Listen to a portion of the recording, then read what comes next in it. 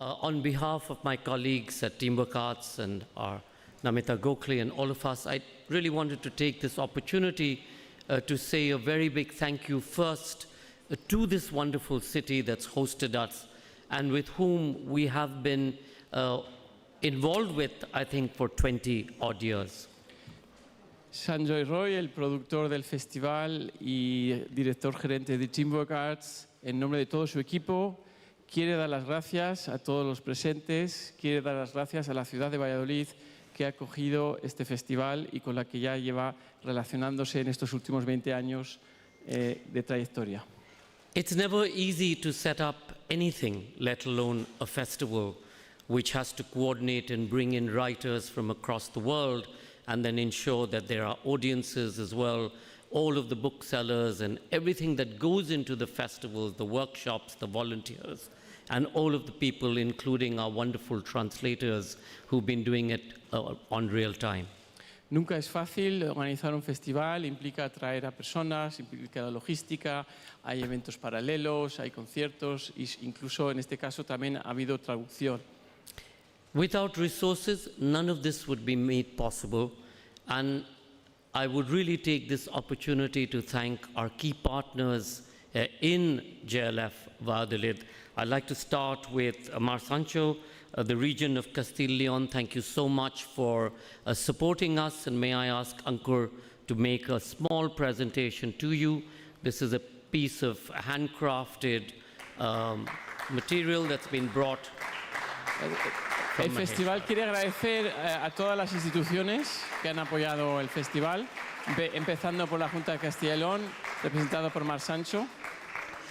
Ana Redondo is not here, but I know we have Joan Manuel. Joan Manuel, thank you so much. Though I don't see you anymore. Thank you so much again for the support of the city, and apologies for spelling it with an O. From here on, it'll be with an A.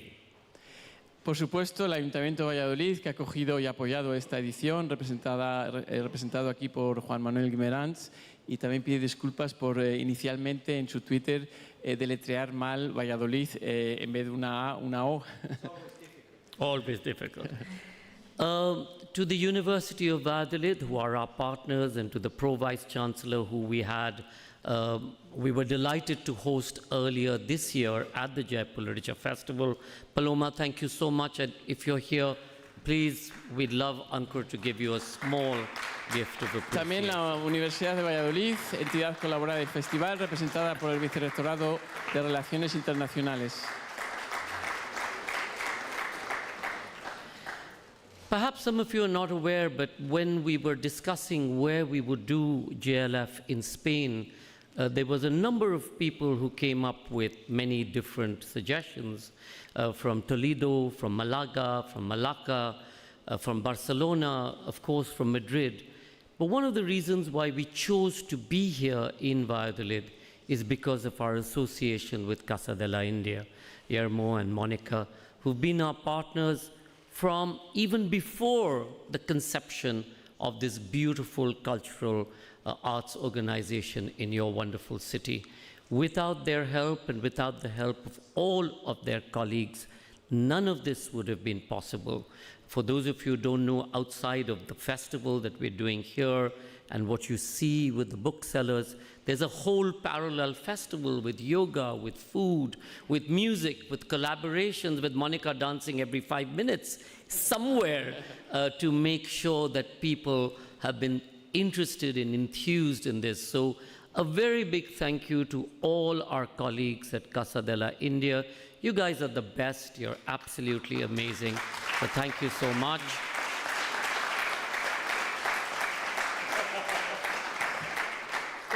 Sanjoy menciona la dificultad. En un principio se le ofrecían diferentes opciones para organizar este festival, que está ya en 9 países más, aparte de la India. Y bueno, pues se ofrecieron Madrid, Barcelona, Málaga, pero finalmente optaron por Valladolid, y el principal motivo que les convenció fue la existencia de la Casa de la India, con la que Teamwork, su productora, lleva muchos años trabajando en la existencia de una entidad como la Fundación Casa de la India, que conoce y que sabe cómo llevar a cabo este puente entre la India y España, y él quiere agradecer al equipo de Casa de la India. Yo, como director, realmente quiero agradecer a todos vosotros que estáis aquí ahora, que habéis estado todo y más por hacerlo posible con estos otros chicos de Teamwork. I want to thank my team and your team. Y yo quiero sobre todo celebrar la colaboración. Y me estoy saltando mi papel de traductor. I know I'm jumping in, not being traduced. The collaboration of Casa de la India and Teamwork. Big round of applause para todo el equipo.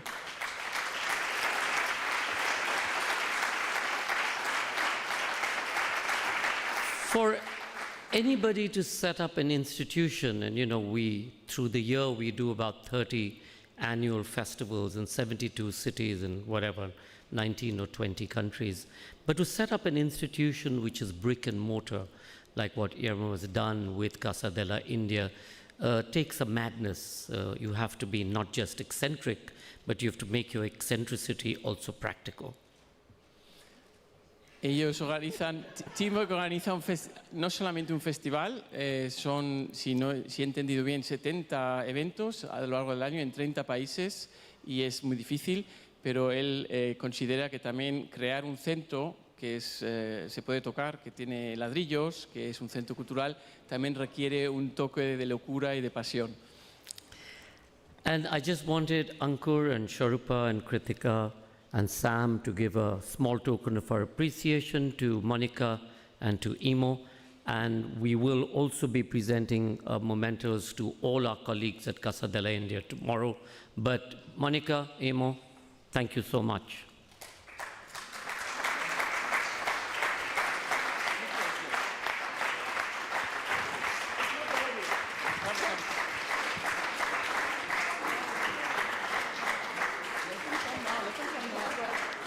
We'll give them the gifts later.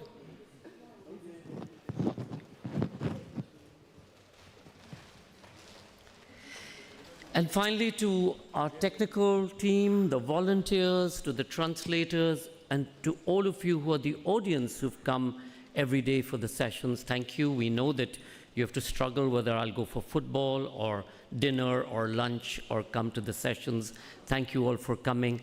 And most importantly, to our writers who've taken the time and the energy to be able to share their soul and their ideas with us through words.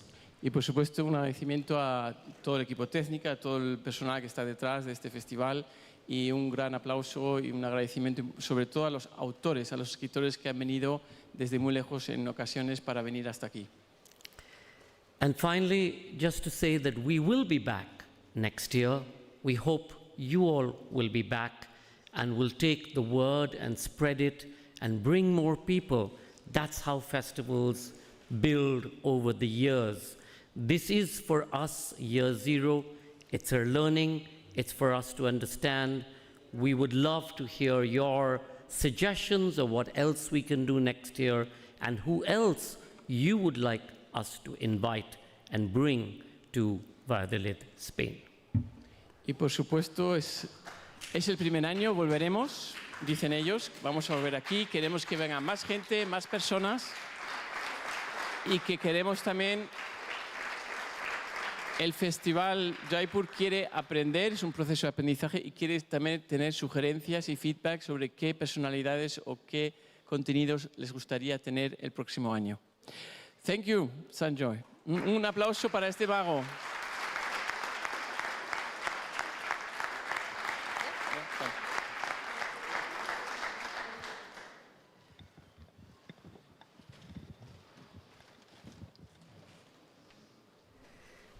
Buenas tardes y bienvenidos a la última sesión de esta primera edición del Festival de Literatura de Jaipur en Valladolid, dentro del marco de la Feria del Libro de Valladolid.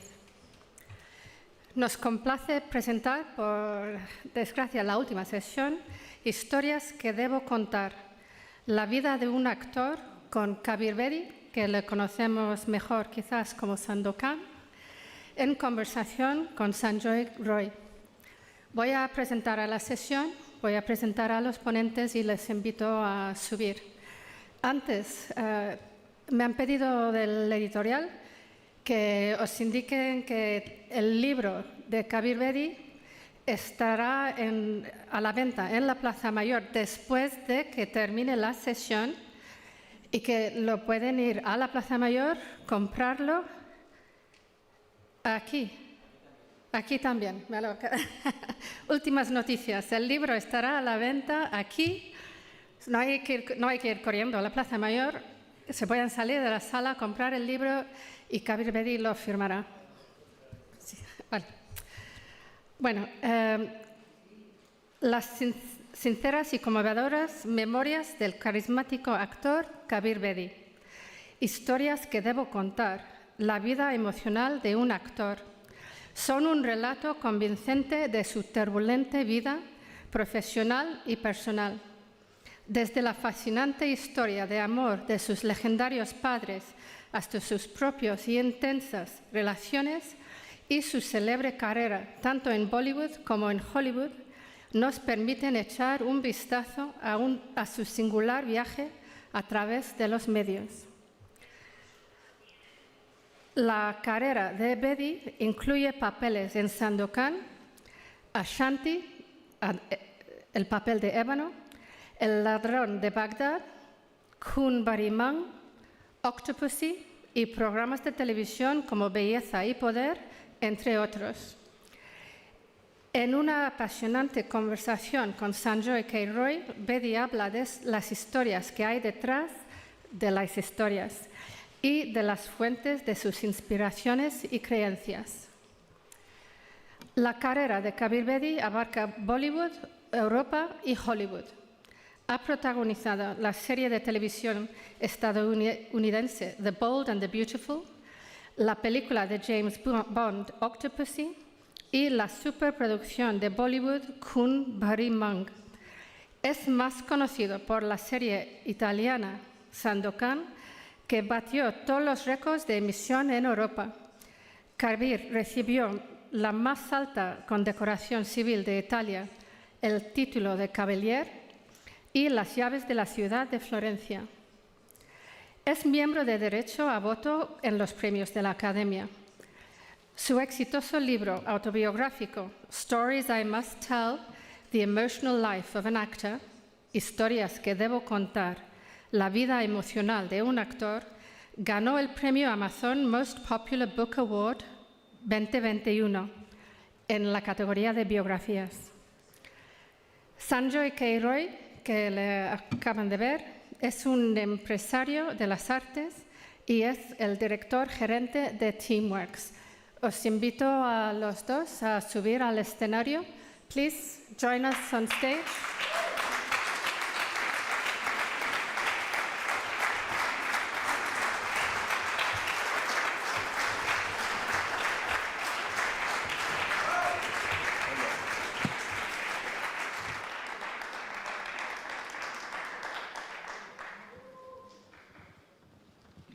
Hello. Kabir Bedi, thank you so very much for joining us at JLF in Spain. I think on behalf of all the audience, the city, the region, a big welcome to the city of Valladolid. Thank you so much, Sanjoy. In addition to all you said when you stood on the dais, I wish to express my personal gratitude and joy at all the contributions that have been made by all the people and organizations that you named. And I must say that it is remarkable that the festival is being held here in the city of Valladolid, a city I came to a few years ago, which is a wonderful, great historical city. Let me say that I congratulate you also on making JLF the biggest book festival in the world, the biggest literary festival in the world, which is something remarkable.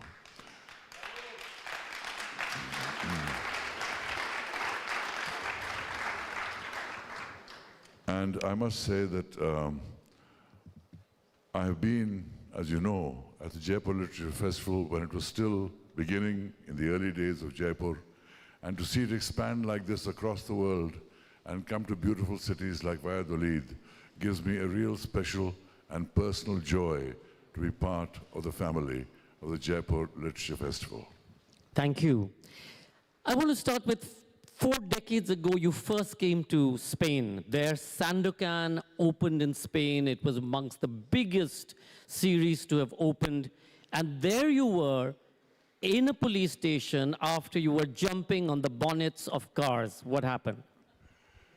You know, Sandokán made me a big star across Europe, but most especially in Italy and Spain. So when I came to Spain, I'd been invited to a book signing at the El Corte Inglés, which is one of the biggest department stores in Madrid. And actually across Spain, but in Madrid was their main store. And I was taken in a lift up to the top floor, and I was told, and I saw, in every floor, it was packed with fans. And as I was beginning to start signing the books, the manager came to me and said, Mr. Bedi, you must leave. He laughed. I said, leave, what do you mean? I'm here to sign books. He said, no. This building is not designed to hold so many people. There are so many people on every floor that the building will collapse. You have to leave. I said, you're joking. He said, no, I'm not joking. You must leave now. So I said, okay. So I went out, I put in the lift, went down, all my security disappeared. There were fans screaming on the ground floor. I made my way through them. I went onto the street, fans coming from every direction and pulling, and I thought, my God, this is dangerous. It's not just fun, this is dangerous. Cars came to a stop in the street. There was a traffic jam. Fans were pulling at me, and I jumped onto the bonnet of a car, and then onto the roof of a car. And jumping from car to car, I escaped the crowds, and finally at the end of the street, found a car, moving car, begged him to take me to this hotel, and he took me to the hotel for the price of signing an autograph. I thought this was over, but no. I received a phone call in the hotel saying, the chief of police wishes you to come to the police station in Madrid. What happened? Come to the police station. I went to the police station. They said, 30 car owners have complained that you damaged their cars and you must pay them money for the damage you caused them. And I said, I admit I caused the damage, I'm very sorry. He said, no, you have to make restitution to them. Fortunately, with me, with a team from El Corte Inglés who said, don't worry, we will pay for the damages. So I thank El Corte Inglés for saving me a lot of money and saving my bacon at that police station. But I thank Spain for the love and joy and the affection it has given me from that incident onwards during my time in Spain. Kabir, Sandokán opened in the time where there was no social media, where people weren't tweeting or sharing on Instagram that this is the series that you must see. When did you come to know that it was such a hit? Because you were back in India. You really had no idea, right? This is also a very interesting story because I knew the series was releasing in Italy on the first days of January. And after the series released, mind you, no email, no instant communication of any kind. I waited to hear how the series was doing. Nobody from Italy called me. I tried to call the director, he was unavailable. The producer, unavailable. My own agent, Amy De Sica, who was the daughter of the great Vittorio De Sica, she was also not calling me. So I thought the series must be a disaster. If nobody's calling me, it's a disaster. Then one journalist called me, he said, Kabir, I think you should come to Italy. You really must come. So with a hope, I and the lady, the actress who was in my life at the time, Parveen Babi, I bought the tickets to Rome and arrived in Rome. And I told this journalist, I said, I'm coming on this date, please receive me at the airport. Try and get me a few interviews if you can. And when the plane landed, and there used to be the ramp going down to the tarmac, and I started going down this, I saw this bank of paparazzis flashing cameras, and I thought, my God, which celebrity is on the plane? So I'm turning around to see which celebrity is on the plane. And Parveen then elbowed me and said, smile, they are for you. And then I realized, my God, this is for me. And then I smiled. Of course, I became very happy and behaved like a Roman emperor. But you landed, Kabir, in Italy with very little money in your pocket, Yeah. and you had been booked into a really fancy hotel. That's right. You know, in those days, the Indian government had a big shortage of foreign exchange. So we were allowed very little money to travel abroad. And I told this journalist, I said, book me a nice little hotel in Rome somewhere, I'll manage. And they booked me into the Excelsior on Via Veneto, which is the most expensive hotel in Rome. And I'm thinking, and meanwhile, crowds on the street and journalists in it, I'm thinking, how am I going to pay for all this? How am I going to pay for all this? And this went on, and my bodies were mounting. I was trying to call people and make arrangements for some money from somewhere. And finally, the level of success was so great that Rai Television agreed to pay for my hotel in Rome. Otherwise, I was there on my own. So it had a happy ending, but it gave me a lot of worry. And that was a time of euphoria for me, because this is the kind of success that actors dream of. And I was living it. People on the streets blocking traffic, chaos, you know, Beatlemania happening to me. And I thought, wow, I cannot believe that this series is so successful. And like it happened in the Corte Inglés in Madrid, this kind of success replicated itself across Europe. And I was the luckiest actor on the planet to have been chosen to play the role of Sandokán by the director, Sergio Sollima. But you didn't start your career as an actor. You had a different life, a different career, and in fact, one of your roles prior to being an actor was being a reporter, and you went off and you tried to do an interview with Beatles. Yes. I hadn't planned to be an actor. Acting used to be a hobby of mine. I enjoyed acting, so I would take part in my school plays, my college plays, theater plays in the city where I lived. But for various reasons, my family were very idealistic people. They were freedom fighters. They had no money. So I got money to join. I got the marks to join college, the best college in India, St. Stephen's College. But to pay for that, I worked for All India Radio. And I heard that the Beatles had come into town. And All India Radio was the only radio station at that point of time, which was by government. Radio station.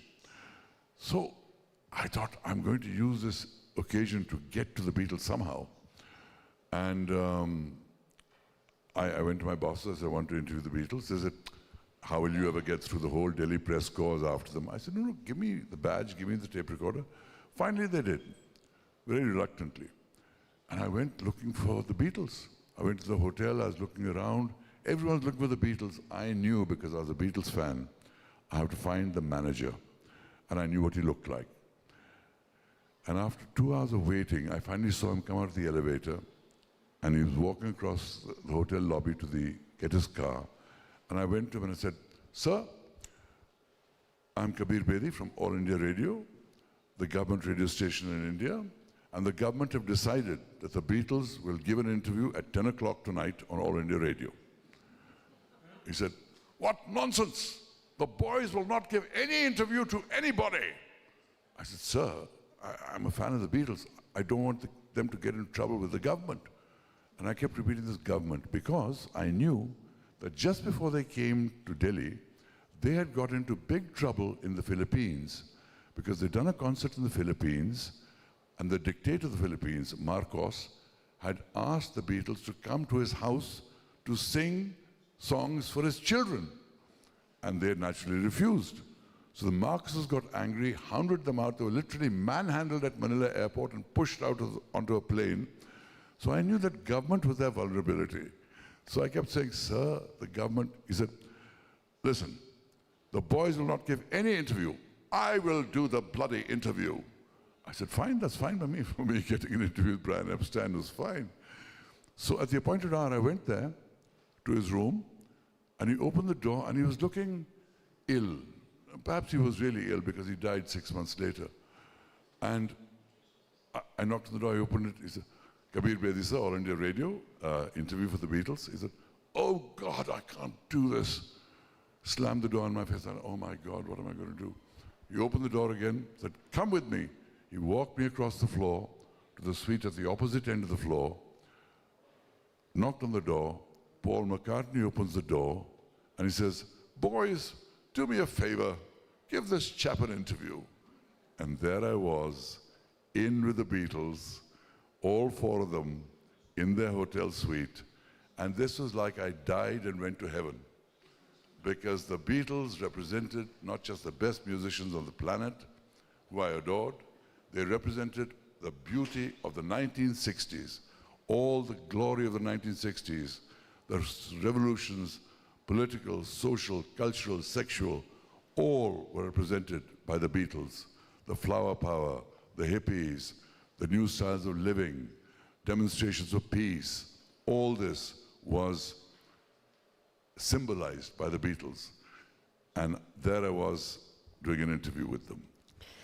One of the reasons you left Delhi, which in many ways now had become your home, was because of this interview and because of what All India Radio did. And when you left Delhi, you felt that you were leaving everything that you were familiar with.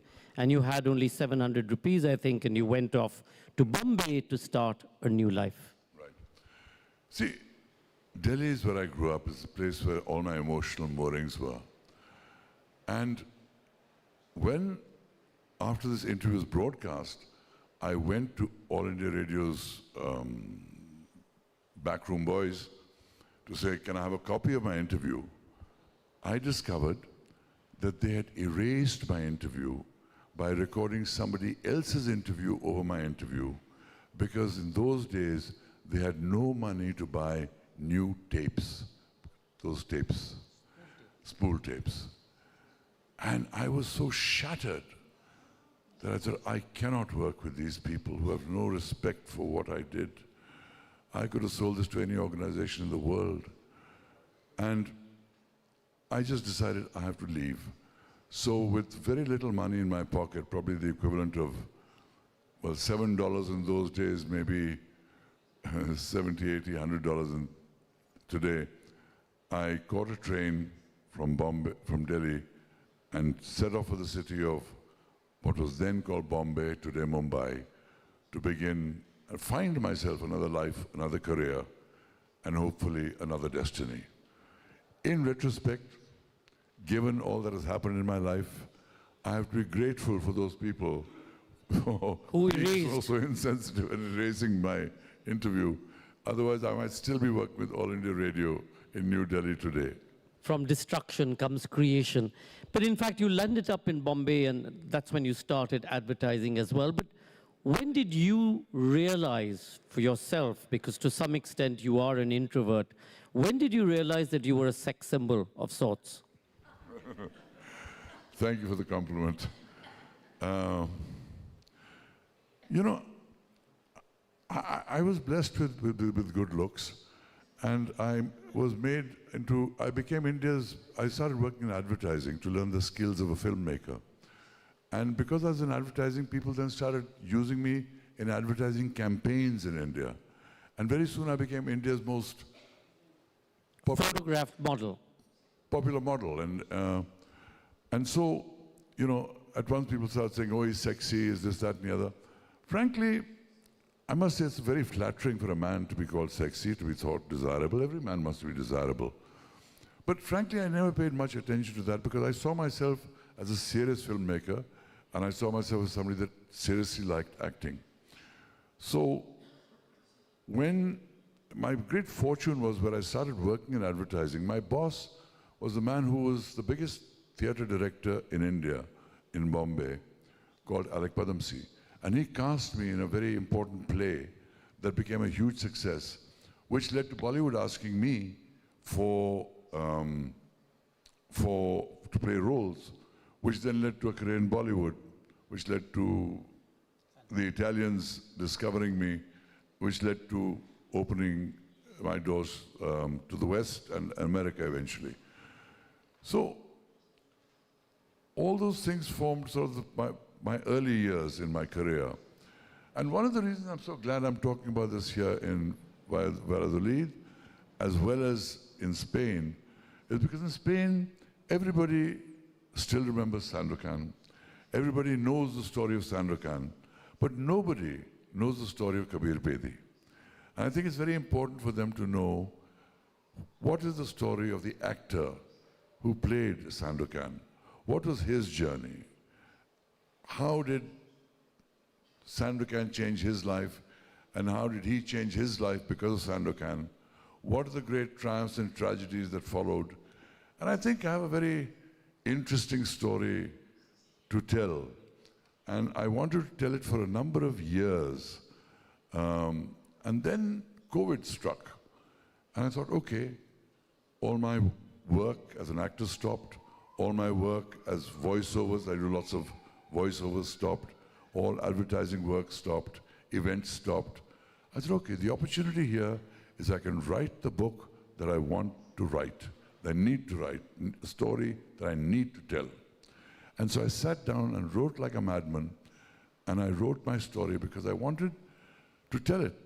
And for years I've been stuck on how to tell it, because if you have a career on 3 continents and 3 film industries, there's a lot to tell. How can you tell it all in 300 pages? And nobody reads a 1,000-page book. So how to distill it? So once I figured out how to do it, and the structure of my book is one of telling a series of stories, which is why it is called Stories I Must Tell, Historias que debo contar. Then I just wrote like a madman. And I'm so glad that now the book has been published in English, in Italian, in Indian languages, as well as Spanish, and it finally comes to Spain in a way that gives me great satisfaction because I want Spain to know my story. You know, one of the most amazing things about this book is I've known Kabir for many, many years, and I've known his first partner, wife, Pratima, for even longer. And I've always known one side of a story, but this particular book is a very brave telling of a story of somebody who has really taken great courage to not just talk about the successes of his life and career, but really the great tragedies and the sadness and the challenges that he's faced. But just going back for a second, Kabir, to the sex symbol bit of it, you know, there was a screaming headline that everybody remembers where, you know, there was a woman who said, "I want to have your baby." You know, and that sort of made news for a whole period of time. And I want to use that to also talk a little bit about your first love, Pratima. You walked into your boss's office, and there she was sitting, and she writes in her telling of her story in her book how this incredibly dashing, the best-looking person she'd ever seen walked into the room, and he wasn't even interested in her. Right. No, that was in my advertising years, and I used to make films. I was an advertising filmmaker, and Pratima was a model at the time. So I had a policy that I would not date models because I did not want to seem to be taking advantage of them or be perceived as taking advantage of models. And Pratima saw me and decided she wanted me in her life. And she was a very determined woman. So I would find her everywhere that I went. I'd go to a restaurant, I'd find her. I'd go to meet somebody, I'd find her. I'd go to a party, I'd find her. What I didn't realize was she knew everybody in the agency where I worked. So she would go into my office when I wasn't there and look at my diary and know exactly where I was. And she would make sure she was there. And of course, when you end up seeing somebody all the time, and she was a very wonderful, vivacious person, full of life, full of laughter, full of humor. And then of course my defenses broke down and we began this relationship. And then we were the bohemians of Bollywood at the time. Bollywood later, but bohemians even during my advertising, because we wanted to be part of the revolution happening around the world. We wanted to be part of the hippie culture, the new social revolutions that were happening. And we had a very, very turbulent relationship in many ways, which we'll explore in my book. I don't have time to explore it all, but in a word, a very normal marriage ended up as an open marriage, where each partner could do as they pleased sexually. Now, how this transition happens, what happens in that relationship, and how you deal with that situation and live in it, that I've explored in my book, because it is very complicated. In the end, it didn't work for me, but I'm not saying it won't work for anybody. Pratima was like a force of nature. She was a free spirit and the most amazing dancer ever. And she took up dance at a very late stage in her life. And I encouraged her, enabled her in certain ways to follow her dream. And she became India's leading classical Odissi dancer, a form of Indian classical dance. She became India's leading classical dancer in Odissi. And she created an institution which endures till today, which created a whole generation of dancers that still tour internationally. We lost Pratima very tragically over 20 years ago. But the work she did and the legacy she left behind still continues. And I salute her memory. The night before Pratima goes off on this pilgrimage to Mount Kailash, she had dinner with June Fernandez, Punita, my wife, and myself, and the person, her partner, who was walking up with her. And she said to us, I've written in my will, I've given over Nrityagram, which was the Dance Institute. I've handed over the land next to it, which was part of the Taj group of hotels. I've given away the car that I have. I've written off all my jewelry and all my money. I'm not coming back because I'm going to be dancing in the mountains for Lord Shiva. And 3 days later, we all got this news of the collapse of this mountain on top of her. So it was quite incredible. But coming back, Kabir, you know, one of the things that again comes through in the book is you and anger. When your mother Frida, and we'll talk about her a little later, when your mother Frida decided to ordain herself as a Buddhist nun, you were very angry. Later, when your son stopped having his medication, you were very angry. When your earlier partner Parveen also refused to take any help or counseling, you were very angry. Was there a lesson in this that you've learned over time? And have you been able to manage the sense that you have sometimes of anger? Because you reflect about it in the book, especially after Siddharth and your quarrel. Sanjoy, I don't honestly believe that I have anger issues. I'm not an angry person. In fact, I'm a very receptive person. I'm very open to people's points of view, sometimes to my detriment. I think the times when I did get angry were very justified times. Anybody would get angry. My mother's story, of course, is more complicated because towards the end of her life, she decided to become a Buddhist nun. And although she'd become a Buddhist and we knew about it and respected it, I myself had spent 3 months of my life as a young person ordained as a Buddhist monk. But that was for a summer, and then I came out of it and life resumed. When I was in college, and one day I come back, I'm told my mother's in town, and I go to my uncle's house where she's staying, and I see her, head shaven, maroon robes, dressed like a Tibetan nun. I got the shock of my life, because you don't expect to see your mother like that. When you see your mother like that, you think she has left the world, she's abandoned you. And I felt great anger that my mother did this to me. And I felt great anger because I had shared my mother's journey into Buddhism. We would talk about it, or she would share with me all that she'd discovered. She would share with me the difficulty she had with people who said, oh, how can a woman who is married to my father And my father is a descendant of Guru Nanak, who's the founder of the Sikh religion. How can such a woman become a Buddhist? So I'd been part of that journey. And then without telling me, she suddenly appears as a Buddhist nun. It came as a great shock to me. But I think that was natural anger. And of course it subsided with time. And she wrote me the most beautiful letter, which is in my book, explaining why she was now the baby who needed to be looked after by her children. And that brought tears to my eyes. In the case of Parveen Babi, Parveen accompanied me. Sorry, Parveen Babi was an iconic actress in India. Yeah. Really top of the form, one of the sexiest women, starring in every possible movie, etc.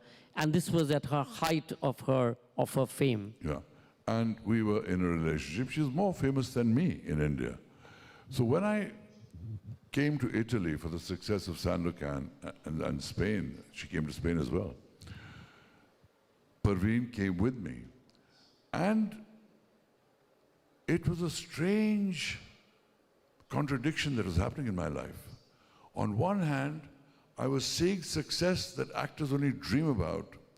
On the other hand, her mind was slowly spiraling out of control into schizophrenia. And this caused immense problems and immense tensions for me because I cared about her. I wanted her to heal, and I tried everything for her to get medical help, which she absolutely refused because she was paranoid about doctors, paranoid about medicines. And yet this was wrecking my life. So that again is in the third chapter of my book, is actually entitled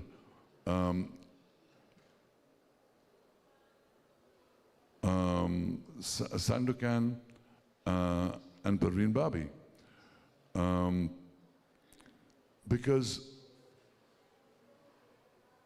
the two themes were running simultaneously, my success and her descent into a mental hell. And I thought that's a good way of telling the story because it did happen at the same time. So instead of becoming a catalogue of achievements, which can be quite boring to read, it became what we call a jugalbandi, a sort of interplay between success and tragedy happening at the same time. And that's sort of part of the theme of my book in many ways, this constant conflict between the two things that are happening.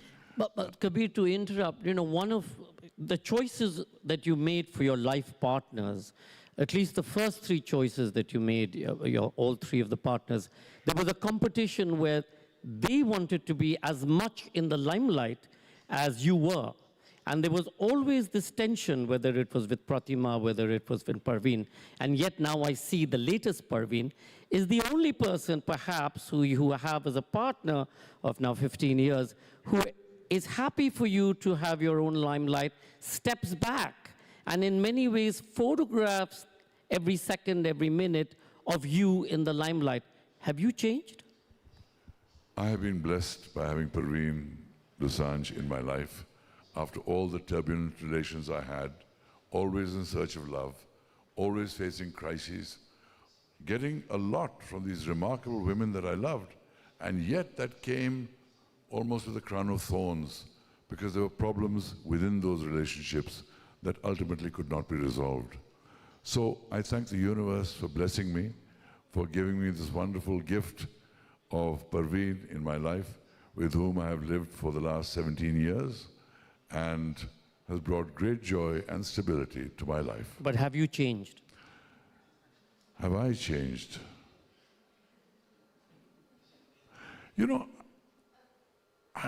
I think within ourselves, we really don't change. If you think of yourself as a young man, the same young man is sitting here in front of me today. The outer form might have changed. Within ourselves, we don't change unless there's some extraordinary spiritual experience or traumatic experience. So I don't think I have changed, but certainly I have been able to lead my life in a changed way because of the stability that Parveen has brought into my life. everybody thinks the life of an actor is, you know, just roses and peaches and adulation and flashbulbs and fancy hotels and stuff. But it wasn't so. You've been through the most difficult periods in terms of finances. You've declared bankruptcy when you were in America. Tell us a little bit about the challenges that one goes through. You know, success has as many challenges as failures. When you have that kind of success, you think it'll go on forever because it's so huge. In my case, I pushed my luck. From my European success, I pushed on and went to Hollywood. Hollywood was a very strange challenge for me because they were not writing roles for Asian actors.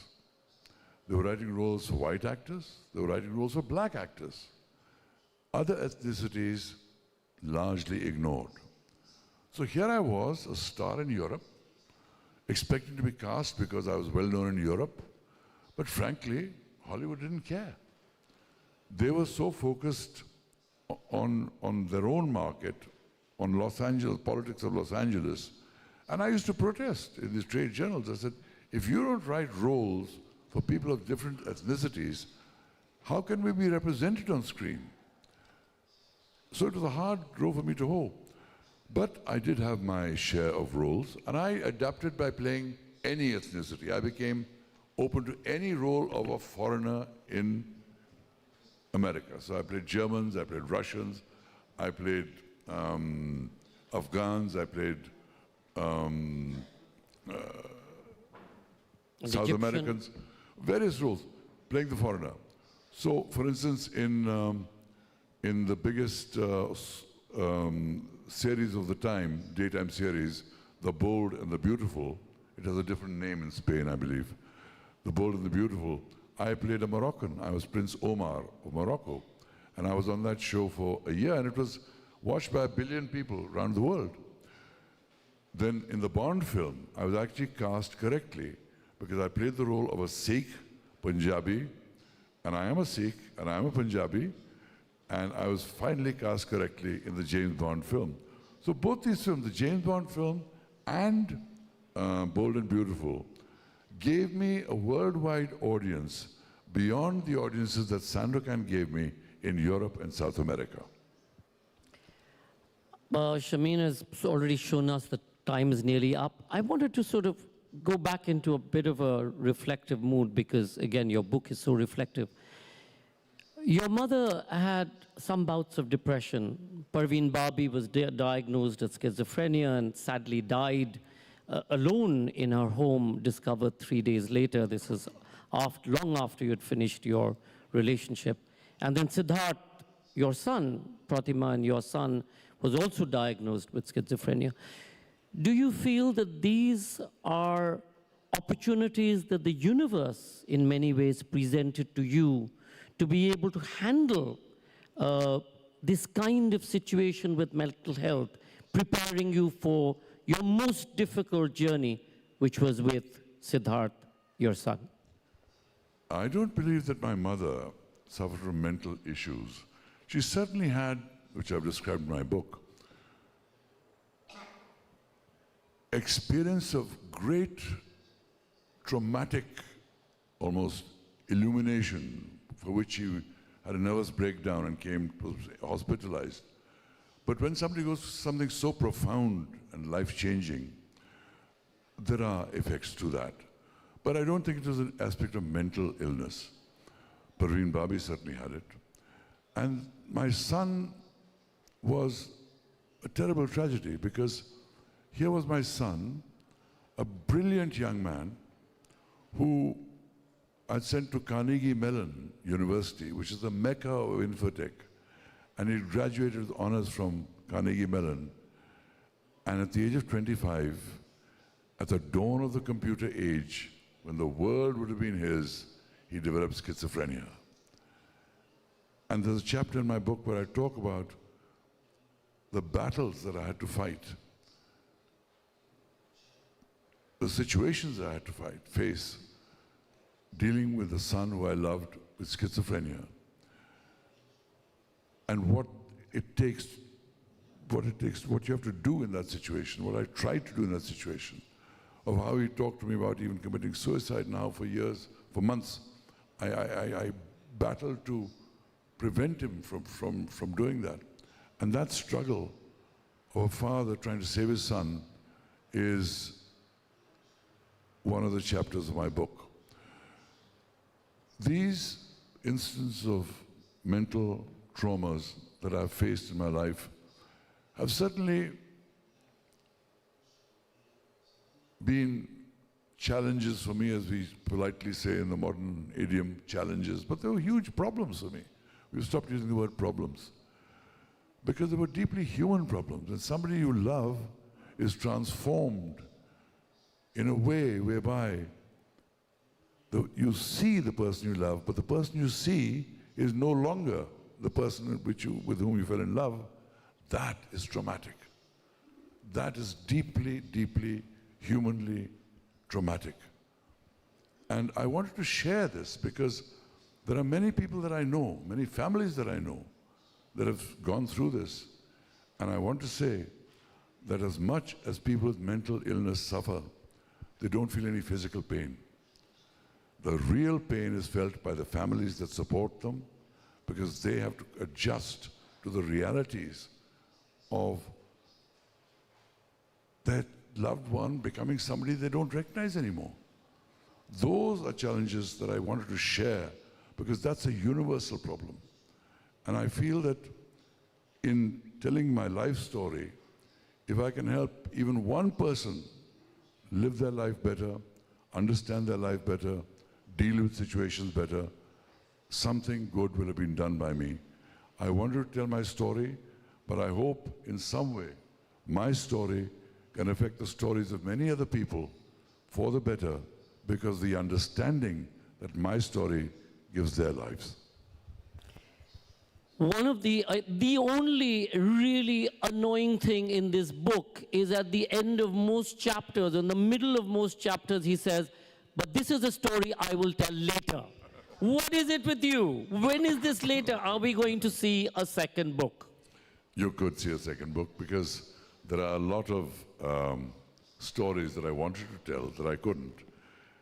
As I said, you know, I understand the short story form very well, which is why, in a sense, I chose to tell my book as a series of short stories in different chapters, each chapter going back and forth in time. And I did this because it was the only way I could tell the most important stories of my life without having to go into all the incidents of my life. If I start to do that, talk about every person I know, every interesting incident that happened in my life, every drama that happened on every turn of fortune, it would be a very, very long book. You mentioned the fact that I suffered great financial reverses. Yes, I declared bankruptcy after all the success I had in Europe and in Hollywood. There came a time when I filed for bankruptcy in the courts of Los Angeles because I made terrible investments, and those investments all went bad. And bankruptcy for anybody is a terrible thing, but let me tell you, when you're a celebrity and you go into bankruptcy, it is very, very, very humiliating. And how do you deal with that, and how I reconstructed my life in the face of that, that's part of the stories and lessons of my book. I never use the word lesson in my book, but it's full of lessons unspoken. And I feel that it's a story, the many stories that I had to tell, I have told. Many stories that I couldn't tell will perhaps emerge in another book in the future. Well, I'm sure everybody will agree with that voice. You can carry on telling a million stories and we'll all hear. Any questions?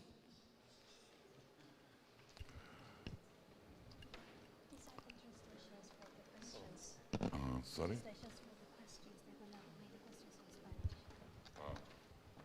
Any questions? It's not compulsory, but if you have a question, otherwise we'll continue. Yeah? Yes. And then here.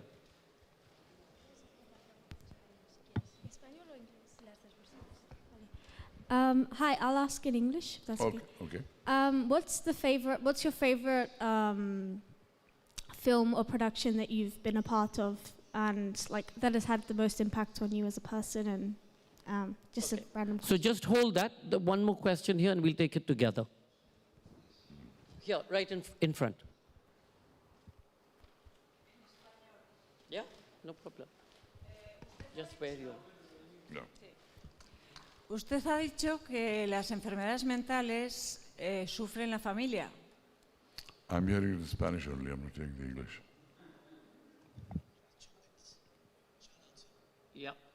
Okay. Yeah. You hear? Sí, sí, la repito. Usted ha dicho que en las enfermedades mentales, como la esquizofrenia, sufre la familia porque usted lo ha padecido con su hijo. Los enfermos mentales también padecen. Es sufrimiento también, ¿eh? Es sufrimiento. Yes. Yes, you're absolutely right. They also suffer. My son was very bright. He understood that he had a condition. He researched it on the internet, which was just in the early days, and that did cause him a lot of suffering. When I said they don't suffer, what I meant is they don't suffer pain. They don't suffer physical pain. But at the same time, very often people not only do not give sympathy to the families that take care of these people, but they make fun of them. Oh, his son went mad. Oh, his son, has gone sour, etc. Which is very unfair. Which is very unfair because the families at some levels suffer as much as the people that suffer from mental issues.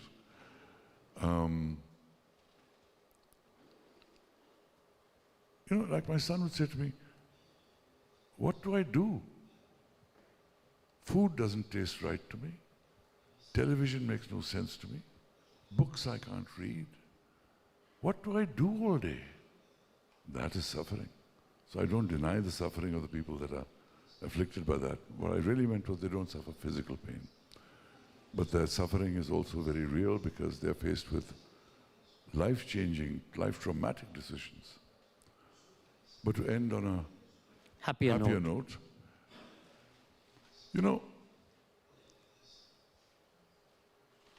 there are many roles that I have done which I have loved, but have been in films that have not been so successful. I have, for instance, played the role of Shah Jahan in the big Indian production on the Taj, which I loved, but the film was not that successful. I then played Shah Jahan on the stage in Toronto at the Luminato Theatre Festival and toured Canada for 6 weeks on the stage. That role gave me great satisfaction and joy. But in film, it failed. So the roles that remain with me are the roles that have affected my career the most. I think Sandokán has to be the one that changed my life forever, and so it remains a favorite of mine because of the joy it gave me in performing it and the joy it gave me in the way it was received in so many countries of the world. Khoon Bhari Maang in India defined me in Bollywood. That's my most popular film with one of India's leading iconic actresses called Rekha. In America, certainly The Bold and Beautiful was the most defining series I did, even though I did others also. I did One Life to Live, I did General Hospital, but Bold and Beautiful. And then, of course, once you plug into the Bond films and you connect to the entire universe of Bond fans around the world, and this is the oldest film franchise in the film business, you plug into another world. It gives you a great satisfaction because they invite you everywhere, they love you, they write letters to you, and you feel part of something very big. And shooting the Bond film in India was special because first, I was the first Indian actor to be cast in a James Bond film. Secondly, it was shooting in India. Thirdly, I was playing a Sikh, which is my family. And fourthly, it was shooting in Udaipur, which is the most beautiful location in India with a lake palace in the middle, these beautiful forts around. And there I am with Roger Moore, James Bond, On my left, Maud Adams playing Octopussy, John Glenn, the great director behind the camera, the Broccoli family that started the franchise on my right, crowds around me shouting my name, and I thought, I've died and gone to heaven. It was one of those Beatle moments for me, a moment of tremendous satisfaction, and certainly it is a film that may be known across the Bond universe. So these are the films that have mattered the most in terms of the effect on my life. And the most, to end this, you have the most famous bottom in the world, or at least in theater in India. What happened? When I was cast in this film, in this theater, the first big play I did in Bombay, by my boss, who was the biggest theater director, he decided to start this play. So when the curtains opened, you saw me standing with my back to the audience, under a top light, looking with my arms out, like this legendary Michelangelo's man, looking completely nude. And for an Indian audience to see a nude man on stage was like, oh, my God. A nude man with a nice butt. A nude man with a nice butt. I'll grant you that. I had a nice butt. It caused such shock waves across the city that everyone came to see the play. Now, the play was great. It was written by India's greatest playwright, greatest theater director. We had the best cast. But everyone talked about nothing but my butt because they saw my naked backside on stage. Ladies and gentlemen, Kabir Bedi with stories I must tell, and there are stories you must read. Thank you, Sanjoy, for that wonderful introduction.